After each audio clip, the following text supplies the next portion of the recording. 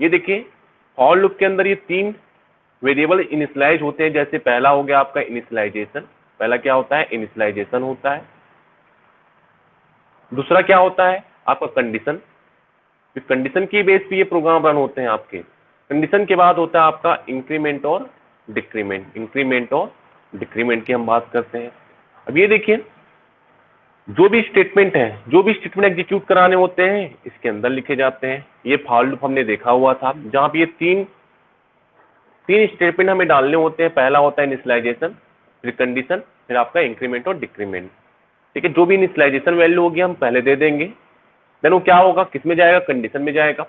Condition के base पे आपके स्टेटमेंट को एग्जीक्यूट कराएगा और कंडीशन जैसे एग्जीक्यूट होगा फिर से इंक्रीमेंट करेगा। ये कब तक चलता रहेगा जब तक वो हमारा जो कंडीशन है फॉल्स ना हो जाए। ठीक है, फॉल्स होने पर वो आपके लूप से क्या हो जाता है दोस्तों बाहर आ जाता है वो। ये तो हमने फॉर लूप पढ़ा हुआ था। अब जो नेक्स्ट जो टॉपिक है आपका वो है आपका व्हाइल लूप। तो व्हाइल लूप में सबसे पहले आप क्या समझिएगा, व्हाइल क्या है आपका एक कीवर्ड है। क्या है एक कीवर्ड है। सबसे पहले व्हाइल क्या है एक कीवर्ड है।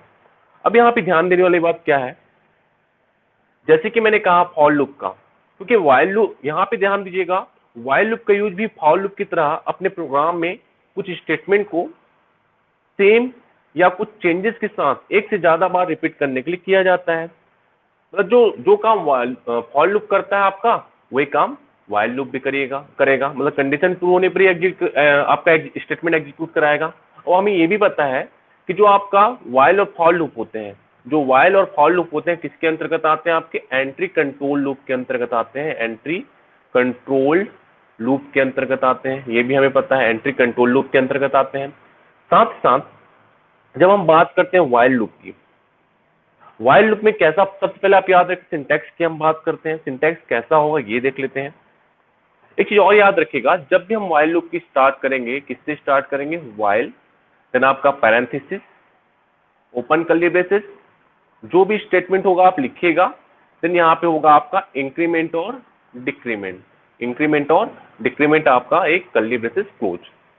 ठीक है, तो जब हम बात करते हैं व्हाइल की, जब व्हाइल लूप की शुरुआत होती है तो व्हाइल के पैरेंथेसिस, ये पैरेंथेसिस बोलते हैं या जिसे हम ब्रैकेट भी कहते हैं, जो कंडीशन लिखी होती है, यानी जो व्हाइल का बॉडी है, व्हाइल का बॉडी कौन है, ये उसका बॉडी है। ये क्या है स्टूडेंट, ये इसका बॉडी पार्ट है। अब ये कर्ली ब्रेसेस है, ब्लॉक ऑफ कोड है आपका। कंडीशन चेक होगा, कंडीशन चेक होने के बाद अगर कंडीशन ट्रू है, कंडीशन ट्रू है तो स्टेटमेंट क्या होंगे एग्जीक्यूट कर जाएंगे। एंड कंडीशन क्या है, कंडीशन ट्रू होने के बाद स्टेटमेंट क्या हो जाएंगे दोस्तों आपके एग्जीक्यूट कर जाएंगे। और साथ साथ जब मैं व्हाइल के अंदर की सभी स्टेटमेंट रन हो जाते हैं तब फिर से प्रोग्राम कंट्रोल व्हाइल कंडीशन पर जाता है और फिर से कंडीशन चेक करता है। तो यहाँ पे क्या हो रहा है, कैसे हो रहा है स्टूडेंट, यहाँ पे कंडीशन ट्रू हो रहा है, फिर स्टेटमेंट एग्जीक्यूट करा रहा है, फिर से इंक्रीमेंट और डिक्रीमेंट का काम कर रहा है। लेकिन फॉर लूप में क्या होता था, यहाँ पे ध्यान दीजिएगा, पहले इनिशियलाइजेशन, देन कंडीशन और इंक्रीमेंट और डिक्रीमेंट। यहाँ भी हम इनिशियलाइजेशन करते हैं, लेकिन हम कहाँ पे करते हैं, जस्ट आपके मेन फंक्शन के नीचे करते हैं वेरिएबल का इनिशियलाइजेशन। ये तो सिंटैक्स हो गया फॉर लूप का।